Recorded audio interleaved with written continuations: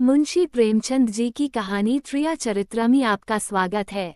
सेठ लगनदास जी के जीवन की बगिया फलहीन थी। कोई ऐसा मानवीय, आध्यात्मिक या चिकित्सात्मक प्रयत्न न था जो उन्होंने न किया हो। यूं शादी में एक पत्नी व्रत के कायल थे, मगर जरूरत और आग्रह से विवश होकर एक दो नहीं 5 शादियां की। यहाँ तक कि उम्र के 40 साल गुजर गए और अंधेरे घर में उजाला न हुआ। बेचारे बहुत रंजीदा रहते। ये धन संपत्ति, ये ठाट बाट, ये वैभव और ये ऐश्वर्य क्या होंगे? मेरे बाद इनका क्या होगा? कौन इनको भोगेगा? ये ख्याल बहुत अफसोसनाक था।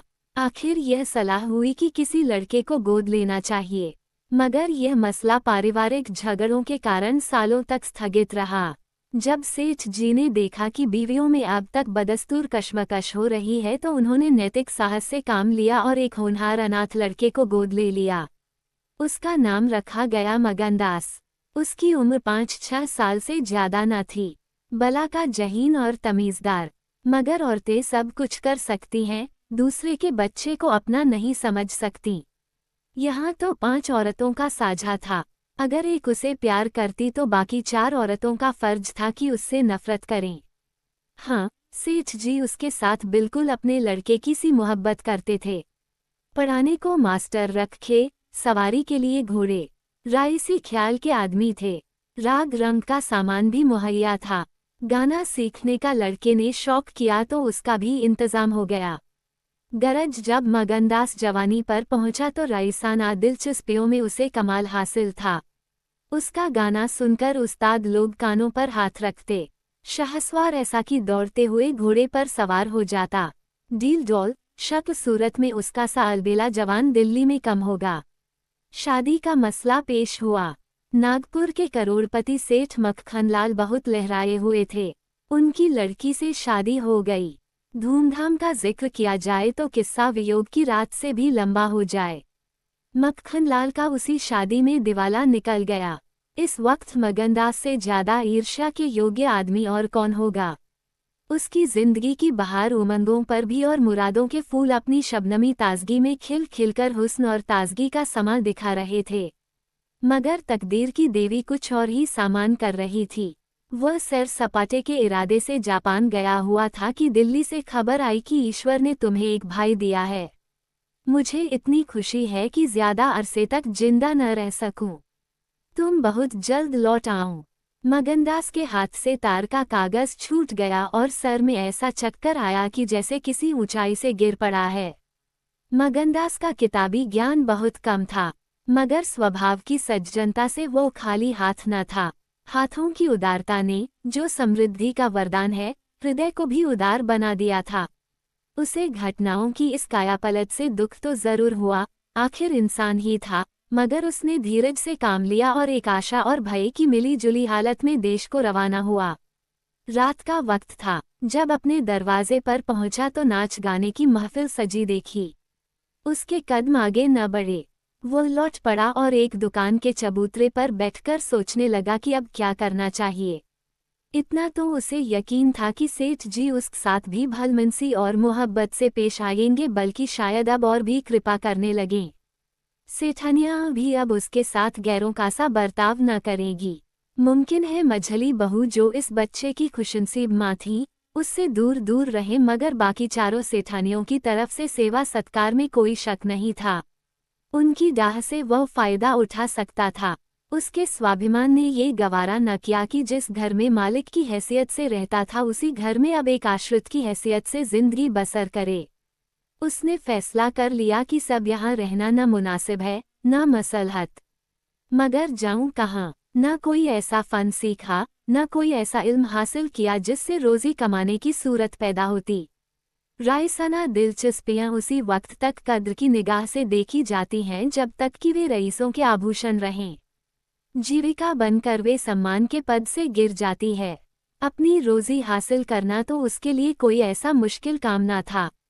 किसी सेठ साहूकार के यहाँ मुनीम बन सकता था, किसी कारखाने की तरफ से एजेंट हो सकता था, मगर उसके कंधे पर एक भारी जुआ रखा हुआ था। उसे क्या करे? एक बड़े सेठ की लड़की जिसने लाड़ प्यार में परवरिश पाई, उससे ये कंगाली की तकलीफें क्यों कर झेली जाएंगी? क्या मक्खनलाल की लाडली बेटी एक ऐसे आदमी के साथ रहना पसंद करेगी जिसे रात की रोटी का भी ठिकाना नहीं? मगर इस फिक्र में अपनी जान क्यों खपाऊं? मैंने अपनी मर्जी से शादी नहीं की। मैं बराबर इनकार करता रहा। सेठ जी ने जबरदस्ती मेरे पैरों में बेड़ी डाली है। अब वही इसके जिम्मेदार हैं। मुझसे कोई वास्ता नहीं। लेकिन जब उसने दोबारा ठंडे दिल से इस मसले पर गौर किया तो बचाव की कोई सूरत नजर न आई। आखिरकार उसने यह फैसला किया कि पहले नागपुर चलूं, जरा उन महारानी के तौर तरीके को देखूं, बाहर ही बाहर उनके स्वभाव की, मिजाज की जांच करूं। उस वक्त तय करूंगा कि मुझे क्या करके चाहिए। अगर रईसी की बू उनके दिमाग से निकल गई है और मेरे साथ रूखी रोटियां खाना उन्हें मंजूर है, तो इससे अच्छा फिर और क्या। लेकिन अगर वह अमीरी ठाट बाट के हाथों बिकी हुई हैं तो मेरे लिए रास्ता साफ है। फिर मैं हूँ और दुनिया का गम। ऐसी जगह जाऊं जहां किसी परिचित की सूरत सपने में भी न दिखाई दे। गरीबी की जिल्लत नहीं रहती अगर अजनबियों में जिंदगी बसर की जाए। ये जानने पहचानने वालों की कनखियां और कनबत्तियां हैं जो गरीबी को यंत्रणा बना देती हैं। इस तरह दिल में जिंदगी का नक्शा बनाकर मगनदास अपनी मर्दाना हिम्मत के भरोसे पर नागपुर की तरफ चला, उस मल्लाह की तरह जो किश्ती और पाल के बगैर नदी की उमड़ती हुई लहरों में अपने को डाल दे। शाम के वक्त सेठ मक्खनलाल के सुंदर बगीचे में सूरज की पीली किरणें मुरझाए हुए फूलों से गले मिलकर विदा हो रही थीं। बाग के बीच में एक पक्का कुआं था और एक मौलसिरी का पेड़। कुएं के मुंह पर अंधेरे की नीली सी नकाब थी, पेड़ के सिर पर रोशनी की सुनहरी चादर। इसी समय एक नौजवान थका मांदा कुएं पर आया और लोटे से पानी भरकर पीने के बाद जगत पर बैठ गया। मालिन ने पूछा, कहाँ जाओगे? मगनदास ने जवाब दिया कि जाना तो था बहुत दूर, मगर यहीं रात हो गई। यहाँ कहीं ठहरने का ठिकाना मिल जाएगा। मालिन, चले जाओ, सेठ जी की धर्मशाला में बड़े आराम की जगह है। मगनदास, धर्मशाला में तो मुझे ठहरने का कभी संयोग नहीं हुआ। कोई हर्ज न हो तो यहीं पड़ा रहूं। यहाँ कोई रात को रहता है। मालिन भाई, मैं यहाँ ठहरने को न कहूँगी। ये बाई जी की बैठक है। झरोखे में बैठकर सैर किया करती हैं। कहीं देखभाल ले तो मेरे सिर में एक बाल भी न रहे। मगनदास, बाई जी कौन? मालिक, यही सेठ जी की बेटी इंदिरा बाई। मगनदास, के गजरे उन्हीं के लिए बना रही हो क्या? मालिन, हाँ, और सेठ जी के यहाँ है ही कौन? फूलों के गहने बहुत पसंद करती हैं। मगनदास, शौकीन औरत मालूम होती हैं। मालिन भाई, यही तो बड़े आदमियों की बातें हैं। वे शौक न करे तो हमारा तुम्हारा निबाह कैसे हो? और धन है किस लिए? अकेली जान पर 10 लौंडियां हैं। सुना करती थी कि भगवान आदमी का हल भूत जोतता है, वह अपनी आंखों देखा। आप ही आप पंखा चलने लगे। आप ही आप सारे घर में दिन का सा उजाला हो जाए। तुम झूठ समझते होगे, मगर मैं आंखों देखी बात कहती हूँ।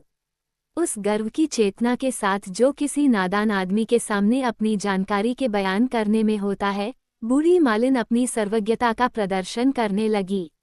मगनदास ने उकसाया, होगा भाई, बड़े आदमी की बातें निराली होती हैं। लक्ष्मी के बस में सब कुछ है, मगर अकेली जान पर 10 लौंडियां, समझ में नहीं आता। मालिन ने बुढ़ापे के चिड़चिड़ेपन से जवाब दिया, तुम्हारी समझ मोटी हो तो कोई क्या करे। कोई पान लगाती है, कोई पंखा झलती है, कोई कपड़े पहनाती है। 2000 रुपये में तो सेजगड़ी आई थी, चाहो तो मुंह देख लो, उस पर हवा खाने जाती हैं। एक बंगालिन गाना बजाना सिखाती है, मेम पढ़ाने आती है, शास्त्री जी संस्कृत पढ़ाते हैं, कागज पर ऐसी मूरत बनाती हैं कि अब बोली और अब बोली। दिल की रानी है, बेचारी के भाग फूट गए। दिल्ली के सेठ लगनदास के गोद लिए हुए लड़के से ब्याह हुआ था, मगर राम जी की लीला 70 बरस के मुर्दे को लड़का दिया, कौन पति आएगा। जब से यह सुनावनी आई है, तब से बहुत उदास रहती हैं। एक दिन रोती थीं, मेरे सामने की बात है। बाप ने देख लिया, समझाने लगे, लड़की को बहुत चाहते हैं। सुनती हूँ दामाद को यहीं बुलाकर रखेंगे। नारायण करे, मेरी रानी दूधों नहाई पूतों फले। माली मर गया था, उन्होंने अड़नली होती तो घर भर के टुकड़े मांगती। मगनदास ने एक ठंडी सांस ली। बेहतर है अब यहाँ से अपनी इज्जत आबरू लिए हुए चल दो। यह मेरा निबाह न होगा। इंदिरा रईसजादी है, तुम इस काबिल नहीं हो कि उसके शौहर बन सको। मालिन से बोला तो धर्मशाला में जाता हूँ, जाने वहाँ खाट वाट मिल जाती है कि नहीं, मगर रात ही तो काटनी है, किसी तरह कटी जाएगी। रईसों के लिए मखमली गद्दे चाहिए, हम मजदूरों के लिए पुआल ही बहुत है। ये कहकर उसने लुटिया उठाई, डंडा संभाला और दर्द भरे दिल से एक तरफ चल दिया। उस वक्त इंदिरा अपने झरोखे पर बैठी हुई इन दोनों की बातें सुन रही थी। कैसा संयोग है कि स्त्री को स्वर्ग की सब सिद्धियां प्राप्त हैं और उसका पति आवारों की तरह मारा मारा फिर रहा है। उसे रात काटने का ठिकाना नहीं। मगनदास निराश विचारों में डूबा हुआ शहर से बाहर निकल आया और एक सराय में ठहरा जो सिर्फ इसलिए मशहूर थी कि वहां शराब की एक दुकान थी। यहाँ आसपास से मजदूर लोग आकर अपने दुख को भुलाया करते थे। जो भूले भटके मुसाफिर यहाँ ठहरते, उन्हें होशियारी और चौकसी का व्यावहारिक पाठ मिल जाता था। मगनदास थका मांदा था ही एक पेड़ के नीचे चादर बिछाकर सो रहा और जब सुबह को नींद खुली तो उसे किसी पीर औलिया के ज्ञान की सजीव दीक्षा का चमत्कार दिखाई पड़ा, जिसकी पहली मंजिल वैराग्य है।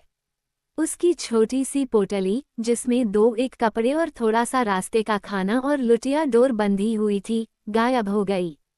उन कपड़ों को छोड़कर जो उसके बदन पर थे अब उसके पास कुछ भी न था और भूख, जो कंगाली में और भी तेज हो जाती है, उसे बेचैन कर रही थी। मगर वह दृढ़ स्वभाव का आदमी था, उसने किस्मत का रोना न रोया और किसी तरह गुजर करने की तदबीरें सोचने लगा। लिखने और गणित में उसे अच्छा अभ्यास था, मगर इस हैसियत में उससे फायदा उठाना असंभव था। उसने संगीत का बहुत अभ्यास किया था। किसी रसिक रईस के दरबार में उसकी कद्र हो सकती थी, मगर उसके पुरुषोचित अभिमान ने इस पेशे को अख्तियार करने इजाजत न दी। हाँ, वो आला दर्जे का घुड़सवार था और यह फन मज़े में पूरी शान के साथ उसकी रोजी का साधन बन सकता था। ये पक्का इरादा करके उसने हिम्मत से कदम आगे बढ़ाए। ऊपर से देखने पर यह बात यकीन के काबिल नहीं मालूम होती, मगर वह अपना बोझ हल्का हो जाने से इस वक्त बहुत उदास नहीं था। मर्दाना हिम्मत का आदमी ऐसी मुसीबतों को उसी निगाह से देखता है जिसमें एक होशियार विद्यार्थी परीक्षा के प्रश्नों को देखता है। उसे अपनी हिम्मत आजमाने का, एक मुश्किल से जूझने का मौका मिल जाता है, उसकी हिम्मत अजनाने ही मजबूत हो जाती है। अक्सर ऐसे माँ के मर्दाना हौसले के लिए प्रेरणा का काम देते हैं। मगनदास इस जोश से कदम बढ़ाता चला जाता था कि जैसे कामयाबी की मंजिल सामने नजर आ रही है, मगर शायद वहां के घोड़ों ने शरारत और बिगड़ेलपन से तौबा कर ली थी, या वे स्वाभाविक रूप से बहुत मज़े में धीमे धीमे चलने वाले थे। वह जिस गांव में जाता निराशा को उकसाने वाला जवाब पाता।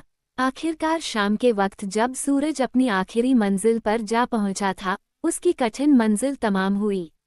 नागरघाट के ठाकुर अटल सिंह ने उसकी चिंता को समाप्त किया। यह एक बड़ा गांव था, पक्के मकान बहुत थे, मगर उनमें प्रेतात्माएं आबाद थीं। कई साल पहले प्लेग ने आबादी के बड़े हिस्से को इस क्षणभंगुर संसार से उठाकर स्वर्ग में पहुंचा दिया था। इस वक्त प्लेग के बचे खुचेवे लोग गांव के नौजवान और शौकीन जमींदार साहब और हल्के के कारगुजार और रोबीले थानेदार साहब थे। उनकी मिली जुली कोशिशों से गांव में सतयुग का राज था। धन दौलत को लोग जान का अजाब समझते थे, उसे गुनाह की तरह छुपाते थे। घर घर में रुपये रहते हुए लोग कर्ज ले लेकर खाते और फटेहालों की तरह रहते थे। इसी में निबाह था। काजल की कोठरी थी, सफ़ेद कपड़े पहनना उन पर धब्बा लगाना था। हुकूमत और जबरदस्ती का बाजार गर्म था। अईरों के यहाँ आजन के लिए भी दूध न था। थाने में दूध की नदी बहती थी। मवेशी खाने के मुहर्रिर दूध की कुल्लियाँ करते थे। इसी अंधेर नगरी को मगनदास ने अपना घर बनाया। ठाकुर साहब ने असाधारण उदारता से काम लेकर उसे रहने के लिए एक मकान भी दे दिया, जो केवल बहुत व्यापक अर्थों में मकान कहा जा सकता था। इसी झोपड़ी में वह एक हफ्ते से जिंदगी के दिन काट रहा है। उसका चेहरा जर्द है और कपड़े मैले हो रहे हैं, मगर ऐसा मालूम होता है कि उस अब इन बातों की अनुभूति ही नहीं रही। जिंदा है मगर जिंदगी रुखसत हो गई है। हिम्मत और हौसला मुश्किल को आसान कर सकते हैं, आंधी और तूफान से बचा सकते हैं, मगर चेहरे को खिला सकना उनके सामर्थ्य से बाहर है। टूटी हुई नाव पर बैठकर मल्हार गाना हिम्मत का काम नहीं, हिमाकत का काम है। एक रोज जब शाम के वक्त वह अंधेरे में खाट पर पड़ा हुआ था, एक औरत उसके दरवाजे पर आकर भीख मांगने लगी। मगनदास का आवाज परिचित जान पड़ी। बाहर आकर देखा तो वही चंपा मालिन थी, कपड़े तार तार, मुसीबत की रोती हुई तस्वीर। बोला, मालिन, तुम्हारी यह क्या हालत है? मुझे पहचानती हो? मालिन ने चौंक कर देखा और पहचान गई। रोकर बोली, बेटा, अब बताओ मेरा कहाँ ठिकाना लगे? तुमने मेरा बना बनाया घर उजाड़ दिया, न उस दिन तुमसे बात करती ने मुझे पर यह विपत पड़ती। बाई ने तुम्हें बैठे देख लिया, बातें भी सुनी। सुबह होते ही मुझे बुलाया और बरस पड़ी, नाक कटवा लूंगी, मुंह में कालिख लगवा दूंगी। चुड़ैल, कुटनी, तू मेरी बात किसी गया आदमी से क्यों चलाए? तू दूसरों से मेरी चर्चा करे। वह क्या तेरा दामाद था जो तू उससे मेरा दुखड़ा रोती थी? जो कुछ मुंह में आया बकती रही, मुझसे भी न सहा गया। रानी रुठेंगी, अपना सुहाग लेंगी। बोली, बाई जी, मुझसे कसूर हुआ, लीजिए अब जाती हूँ। छींकते नाक कटती है तो मेरा निबाह यहाँ न होगा। ईश्वर ने मुँह दिया है तो आहार भी देगा।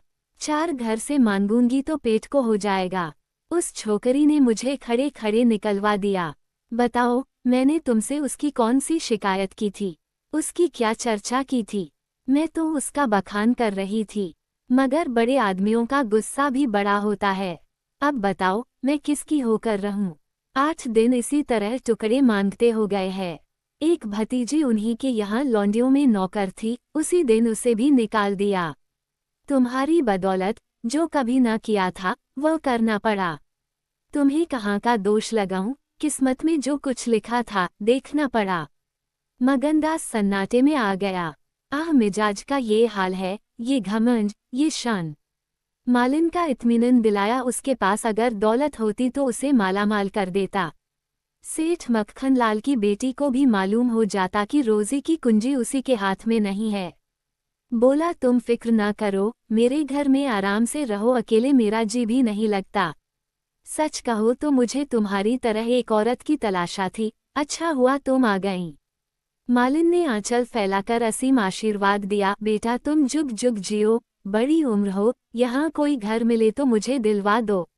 मैं यहाँ रहूंगी तो मेरी भतीजी कहाँ जाएगी?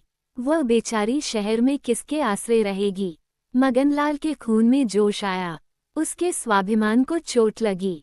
उन पर यह आफत मेरी लाई हुई है, उनकी इस आवारागर्दी का जिम्मेदार मैं हूँ। बोला, कोई हर्ज न हो तो उसे भी यहीं ले आओ। मैं दिन को यहाँ बहुत कम रहता हूँ, रात को बाहर चारपाई डालकर पढ़ रहा करूँगा।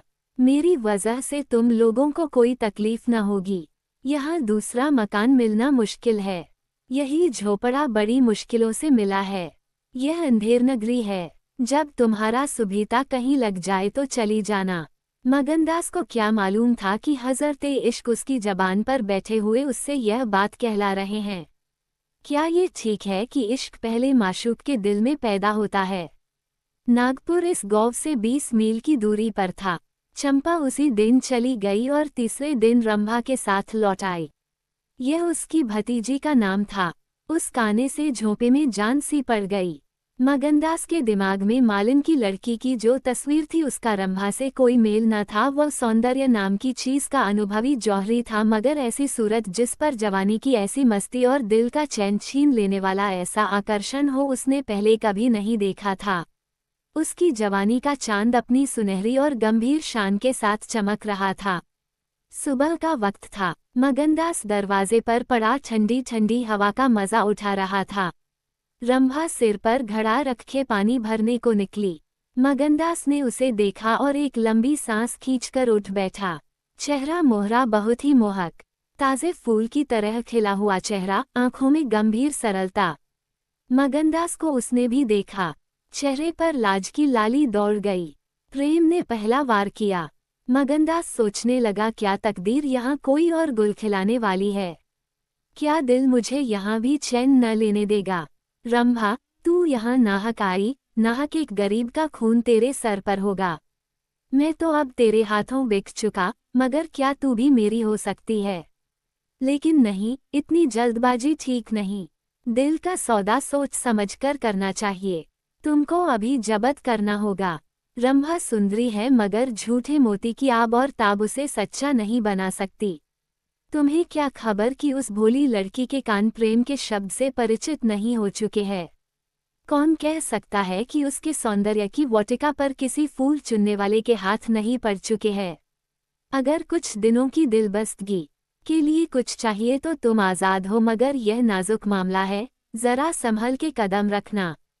पेशेवर जातों में दिखाई पड़ने वाला सौंदर्य अक्सर नैतिक बंधनों से मुक्त होता है। 3 महीने गुजर गए। मगनदास रंभा को ज्यों-ज्यों बारीक से बारीक निगाहों से देखता त्यों-त्यों उस पर प्रेम का रंग गाढ़ा होता जाता था। वह रोज उसे कुएं से पानी निकालते देखता, वह रोज घर में झाड़ू देती, रोज खाना पकाती। मगनदास को उन ज्वार की रोटियां में जो मजा आता था, वह अच्छे से अच्छे व्यंजनों में भी न आया था। उसे अपनी कोठरी हमेशा साफ सुथरी मिलती। न जाने कौन उसका बिस्तर बिछा देता। क्या ये रंभा की कृपा थी? उसकी निगाहें शर्मीली थी, उसने उसे कभी अपनी तरफ चचन आंखों से ताकते नहीं देखा। आवाज कैसी मीठी, उसकी हंसी की आवाज कभी उसके कान में नहीं आई। अगर मगनदास उसके प्रेम में मतवाला हो रहा था तो कोई ताज्जुब की बात नहीं थी। उसकी भूखी निगाहें बेचैनी और लालसा में डूबी हुई हमेशा रंभा को ढूंढा करती। वो जब किसी गांव को जाता तो मीलों तक उसकी जिद्दी और बेताब आंखें मुड़ मुड़कर झोंपड़े के दरवाजे की तरफ आती। उसकी ख्याति आसपास फैल गई थी, मगर उसके स्वभाव की सरलता और उदार हृदयता से अक्सर लोग अनुचित लाभ उठाते थे। इंसाफसंद लोग तो स्वागत सत्कार से काम निकाल लेते और जो लोग ज्यादा समझदार थे वे लगातार तकाजों का इंतजार करते। चूंकि मगनदास इस फन को बिल्कुल नहीं जानता था, बावजूद दिन रात की दौड़ धूप के गरीबी से उसका गला न छूटता। जब वह रंभा को चक्की पीसते हुए देखता तो गेहूं के साथ उसका दिल भी पिस जाता था। वो कुएं से पानी निकालती तो उसका कलेजा निकल आता। जब वह पड़ोस की औरतों के कपड़े सीती तो कपड़ों के साथ मगनदास का दिल छिद जाता। मगर कुछ बस था न काबू। मगनदास की हृदयभेदी दृष्टि को इसमें तो कोई संदेह नहीं था कि उसके प्रेम का आकर्षण बिल्कुल बेअसर नहीं है, वरना रंभा की उन वफा से भरी हुई खातिरदारियों की तुक वह कैसे बिठाता। वफा ही वह जादू है, रूप के गर्व का सिर नीचा कर सकता है, मगर प्रेमिका के दिल में बैठने का मादा उसमें बहुत कम था। कोई दूसरा मनचला प्रेमी अब तक अपने वशीकरण में कामयाब हो चुका होता, लेकिन मगनदास ने दिल आशिक का पाया था और जबान माशूक की। एक रोज शाम के वक्त चंपा किसी काम से बाजार गई हुई थी और मगनदास हमेशा की तरह चारपाई पर पड़ा सपने देख रहा था। रंभा अद्भुत छटा के साथ आकर उसके सामने खड़ी हो गई। उसका भोला चेहरा कमल की तरह खिला हुआ था और आंखों से सहानुभूति का भाव झलक रहा था। मगनदास ने उसकी तरफ पहले आश्चर्य और फिर प्रेम की निगाहों से देखा और दिल पर जोर डालकर बोला, आऊं रंभा, तुम्हें देखने को बहुत दिन से आंखें तरस रही थीं। रंभा ने भोलेपन से कहा, मैं यहाँ न आती तो तुम मुझसे कभी न बोलते। मगनदास का हौसला बढ़ा, बोला, बिना मर्जी पाए तो कुत्ता भी नहीं आता। रंभा मुस्कराई, कली खिल गई, मैं तो आप ही चली आई। मगनदास का कलेजा उछल पड़ा। उसने हिम्मत करके रंभा का हाथ पकड़ लिया और भावावेश से कांपती हुई आवाज में बोला, नहीं रंभा, ऐसा नहीं है। यह मेरी महीनों की तपस्या का फल है। मगनदास ने बेताब होकर उसे गले से लगा लिया। जब वह चलने लगी तो अपने प्रेमी की ओर प्रेम भरी दृष्टि से देखकर बोली, अब ये प्रीत हमको निभानी होगी। पौ फटने के वक्त जब सूर्य देवता के आगमन की तैयारियां हो रही थी, मगनदास की आंखें खुली, रंभा आटा पीस रही थी। उस शांतिपूर्ण सन्नाटे में चक्की की घुमर घुमर बहुत सुहानी मालूम होती थी और वो उसके सुर से सुर मिलाकर अपने प्यारे ढंग से गा रही थी। झुलनिया मोरी पानी में गिरी, मैं जानू पिया मौको मने है, उल्टी मनावन मोको पड़ी, झुलनिया मोरी पानी में गिरी। साल भर गुजर गया। मगनदास की मोहब्बत और रंभा के सलीके न मिलकर उस वीरान झोंपड़े को कुंजबाग बना दिया। अब वहां गायें थी, फूलों की क्यारियां थीं और कई देहाती ढंग के मोड़े थे। सुख सुविधा की अनेक चीजें दिखाई पड़ती थी। एक रोज सुबह के वक्त मगनदास कहीं जाने के लिए तैयार हो रहा था कि एक संभ्रांत व्यक्ति अंग्रेजी पोशाक पहने उसे ढूंढता हुआ आ पहुंचा और उसे देखते ही दौड़कर गले से लिपट गया। मगनदास और वह दोनों एक साथ पढ़ा करते थे। वो अब वकील हो गया था। मगनदास ने भी अब पहचाना और कुछ झेपता और कुछ झिझकता उससे गले लिपट गया। बड़ी देर तक दोनों दोस्त बातें करते रहे।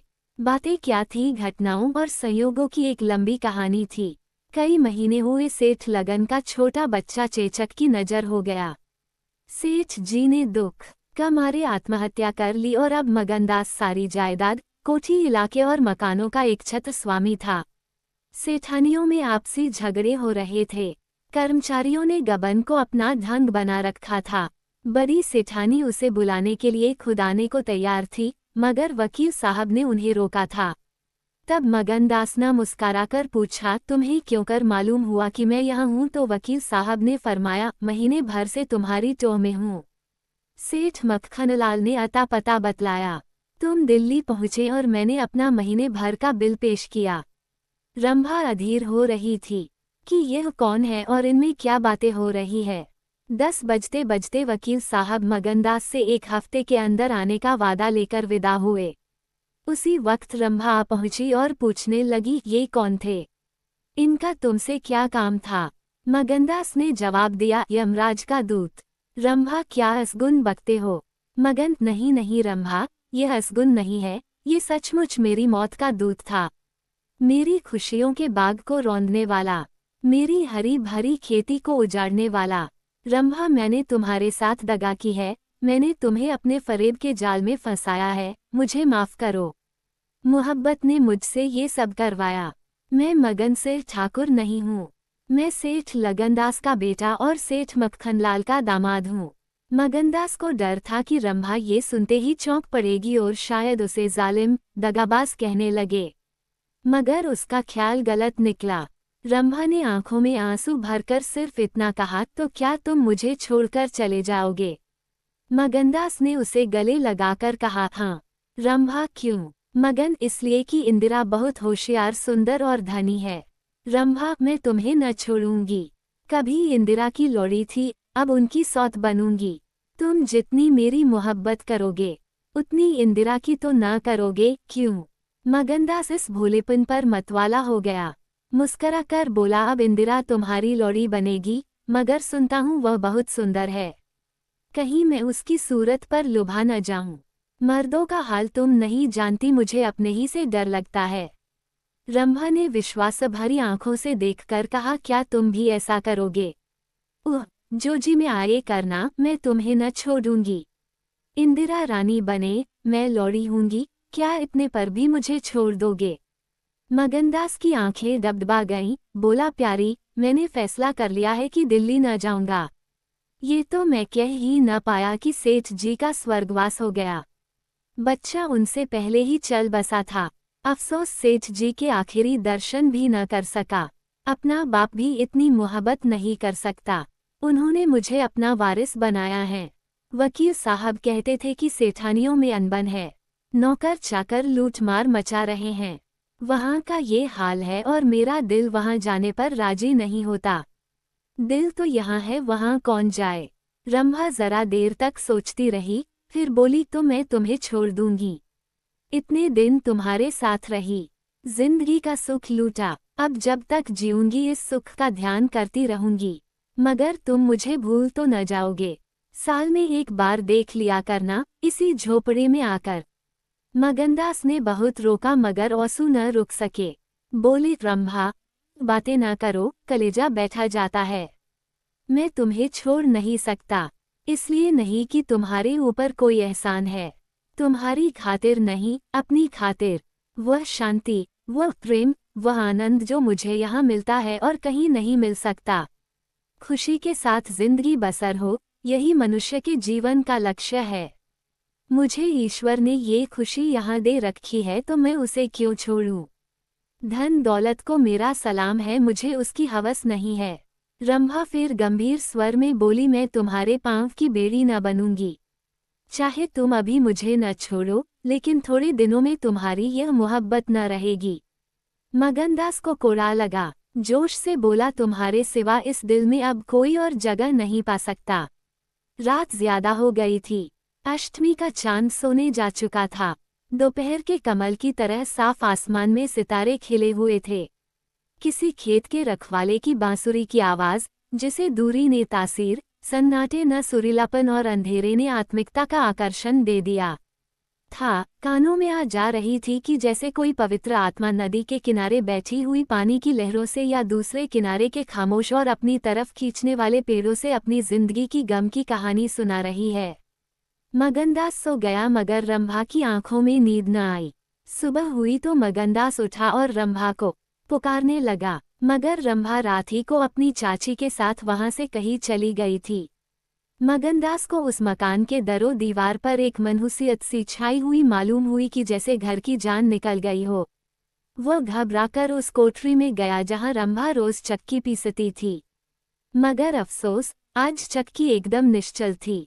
फिर वह कुएं की तरह दौड़ा गया, लेकिन ऐसा मालूम हुआ कि कुएं ने उसे निगल जाने के लिए अपना मुंह खोल दिया है। तब वह बच्चों की तरह चीख उठा। वह रोता हुआ फिर उसी झोपड़ी में आया जहां कल रात तक प्रेम का वास था, मगर उस वक्त वह शोक का घर बनी हुई थी। जब जरा आंसू थमे तो उसने घर में चारों तरफ निगाह दौड़ाई। रंभा की साड़ी अरगनी पर पड़ी हुई थी। एक पिटारी में वो कंगन रखा हुआ था जो मगनदास ने उसे दिया था। बर्तन सब रखे हुए थे, साफ और सुधरे। मगनदास सोचने लगा, रंभा तूने रात को कहा था मैं तुम्हें छोड़ दूंगी। क्या तूने वह बात दिल से कही थी? मैंने तो समझा था तू दिल लगी कर रही है, नहीं तो तुझे कलेजे में छिपा लेता। मैं तो तेरे लिए सब कुछ छोड़े बैठा था, तेरा प्रेम मेरे लिए सब कुछ था। मैं यूं बेचैन हूँ, क्या तू बेचैन नहीं है? हाय तू रो रही है, मुझे यकीन है कि तू अब भी लौट आएगी। फिर सजीव कल्पनाओं का एक जमघट उसके सामने आया। वे नाजुक अदाएं, वे मतवाली आंखें, वे भोली भाली बातें, वे अपने को भूली हुई सी मेहरबानियां, वह जीवनदायी मुस्कान, वे आशिकों जैसी दिलगोयां, वह प्रेम का नशा, वह हमेशा खिला रहने वाला चेहरा, वह लचक लचक कर कुएं से पानी लाना, वह इंतजार की सूरत, वह मस्ती से भरी हुई बेचैनी, ये सब तस्वीरें उसकी निगाहों के सामने हमरतनाक बेताबी के साथ फिरने लगी। मगनदास ने एक ठंडी सांस ली और आंसुओं और दर्द की उमड़ती हुई नदी को मर्दाना जबत से रोककर उठ खड़ा हुआ। नागपुर जाने का पक्का फैसला हो गया। तकिए के नीच से संदूक की कुंजी उठाई तो कागज का एक टुकड़ा निकल आया। ये रंभा की विदा की चिट्ठी थी। प्यारे, मैं बहुत रो रही हूँ, मेरे पैर नहीं उठते, मगर मेरा जाना जरूरी है। तुम्हें जगाऊंगी तो तुम जाने न दोगे। कैसे जाऊं? अपने प्यारे पति को कैसे छोऊं? किस्मत मुझसे यह आनंद का घर छुड़वा रही है। मुझे बेवफा न कहना, मैं तुमसे फिर कभी मिलूंगी।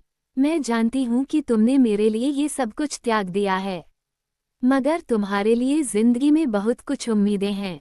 मैं अपनी मोहब्बत की धुन में तुम्हें उन उम्मीदों से क्यों दूर रखूं?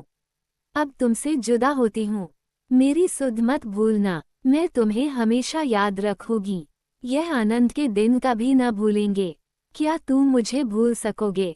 तुम्हारी प्यारी रंभा। मगनदास को दिल्ली आए हुए 3 महीने गुजर चुके हैं। इस बीच उसे सबसे बड़ा जो निजी अनुभव हुआ वह ये था कि रोजी की फिक्र और धंधों की बहुतायत से उमड़ती हुई भावनाओं का जोर कम किया जा सकता है। 1.5 साल पहले का बफिक्र नौजवान अब एक समझदार और सूझबूझ रखने वाला आदमी बन गया था। सागर घाट के उन कुछ दिनों से उसे रियाया की इन तकलीफों का निजी ज्ञान हो गया था जो कारिंदों और मुख्तारों की सख्तियों की बदौलत उन्हें उठानी पड़ती है। उसने उसे रियासत के इंतजाम में बहुत मदद दी और गो कर्मचारी दबी जबान से उसकी शिकायत करते थे और अपनी किस्मत और जमाने के उलट फेर को कोसते थे, मगर रियाया खुश थी। जब वह सब धंधों से फुर्सत पाता तो एक भोली भाली सूरत वाली लड़की उसके ख्याल के पहलू में आ बैठती और थोड़ी देर के लिए सागर घाट का वह हरा भरा झोपड़ा और उसकी मस्तियां आंखों के सामने आ जाती। सारी बातें एक सुहाने सपने की तरह याद आकर उसके दिल को मसोसने लगती, लेकिन कभी कभी खुद बखुद उसका ख्याल इंदिरा की तरफ भी जा पहुंचता। गो उसके दिल में रंभा की वही जगह थी, मगर किसी तरह उसमें इंदिरा के लिए भी एक कोना निकल आया था। जिन हालातों और आफतों ने उसे इंदिरा से बेजार कर दिया था वह अब रुखसत हो गई थी। अब उसे इंदिरा से कुछ हमदर्दी हो गई। अगर उसके मिजाज में घमंड है, हुकूमत है, तकल्लुफ है, शान है तो यह उसका कसूर नहीं, ये रईसजादों की आम कमजोरियां हैं, यही उनकी शिक्षा है। वे बिल्कुल बेबस और मजबूर है। इन बढ़ते हुए और संतुलित भावों के साथ जहां वह बेचैनी के साथ रंभा की याद को ताज़ा किया करता था, वहां इंदिरा का स्वागत करने और उसे अपने दिल में जगह देने के लिए तैयार था। वो दिन दूर नहीं था जब उसे उस आजमाइश का सामना करना पड़ेगा। उसके कई आत्मीय अमीराना शान शौकत के साथ इंदिरा को विदा कराने के लिए नागपुर गए हुए थे। मगनदास की तबीयत आज तरह तरह के भावों के कारण, जिनमें प्रतीक्षा और मिलन की उत्कंठा विशेष थी, उचाट सी हो रही थी। जब कोई नौकर आता तो वह संभल बैठता कि शायद इंदिरा आ पहुंची। आखिर शाम के वक्त जब दिन और रात गले मिले रहे थे, जनानखाने में जोर शोर से गाने की आवाज़ों ने बहू के पहुंचने की सूचना दी। सुहाग की सुहानी रात थी। 10 बज गए थे। खुले हुए हवादार सहन में चांदनी छिटकी हुई थी, वह चांदनी जिसमें नशा है, आरजू है और खिंचाव है। गमलों में खिले हुए गुलाब और चंपा के फूल चांद की सुनहरी रोशनी में ज्यादा गंभीर और खामोश नजर आते थे। मगनदास इंदिरा से मिलने के लिए चला। उसके दिल से लालसाएं जरूर थी मगर एक पीड़ा भी थी। दर्शन की उत्कंठा थी मगर प्यास से खोली। मोहब्बत नहीं, प्राणों का खिंचाव था जो उसे खींचे लिए जाता था। उसके दिल में बैठी हुई रंभा शायद बार बार बाहर निकलने की कोशिश कर रही थी, इसलिए दिल में धड़कन हो रही थी। वह सोने के कमरे के दरवाजे पर पहुंचा। रेशमी पर्दा पड़ा हुआ था। उसने पर्दा उठा दिया। अंदर एक औरत सफ़ेद साड़ी पहने खड़ी थी। हाथ में चंद खूबसूरत चूड़ियों के सिवा उसके बदन पर एक जेवर भी न था। ज्यों ही पर्दा उठा और मगनदास ने अंदर कदम रखा, वह मुस्कराती हुई उसकी तरफ बढ़ी। मगनदास ने उसे देखा और चकित होकर बोला, रंभा, और दोनों प्रेमावेश से लिपट गए। दिल में बैठी हुई रंभा बाहर निकल आई थी। साल भर गुजरने के बाद एक दिन इंदिरा ने अपने पति से कहा, क्या रंभा को बिल्कुल भूल गए? कैसे बेवफा हो, कुछ याद है? उसने चलते वक्त तुमसे क्या विनती की थी? मगनदास ने कहा, खूब याद है। वह आवाज़ भी कानों में गूंज रही है।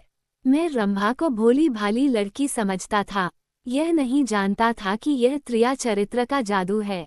मैं अपनी रंभा को अब भी इंदिरा से ज्यादा प्यार करता हूँ। तुम्हें डाह तो नहीं होती? इंदिरा ने हंसकर जवाब दिया, डाह क्यों हो? तुम्हारी रंभा है तो क्या मेरा मगन से नहीं है? मैं अब भी उस पर मरती हूँ। दूसरे दिन दोनों दिल्ली से एक राष्ट्रीय समारोह में शरीक होने का बहाना करके रवाना हो गए और सागर घाट जा पहुँचे। वह झोपड़ा, वह मोहब्बत का मंदिर, वह प्रेम भवन फूलों और हरियाली से लहरा रहा था। चंपा मालिन उन्हें वहां मिली। गांव के जमींदार उनसे मिलने के लिए आए। कई दिन तक फिर मगन सिंह को घोड़े निकालने पड़े। रंभा कुएं से पानी लाती, खाना पकाती, फिर चक्की पीसती और गाती। गांव की औरतें फिर उससे अपने कुर्ते और बच्चों की लेसदार टोपियां सिलवाती हैं। हाँ, इतना जरूर कहती हैं कि उसका रंग कैसा निखर आया है, हाथ पांव कैसे मुलायम पड़ गए हैं। किसी बड़े घर की रानी मालूम होती है, मगर स्वभाव वही है, वही मीठी बोली है, वही मुरौवत, वही हंसमुख चेहरा। इस तरह एक हफ्ता इस सरल और पवित्र जीवन का आनंद उठाने के बाद दोनों दिल्ली वापस आए और अब 10 साल गुजरने पर भी साल में एक बार उस झोपड़े के नसीब जागते हैं। वो मोहब्बत की दीवार अभी तक उन दोनों प्रेमियों को अपनी छाया में आराम देने के लिए खड़ी है। ज़माना, जनवरी 1913।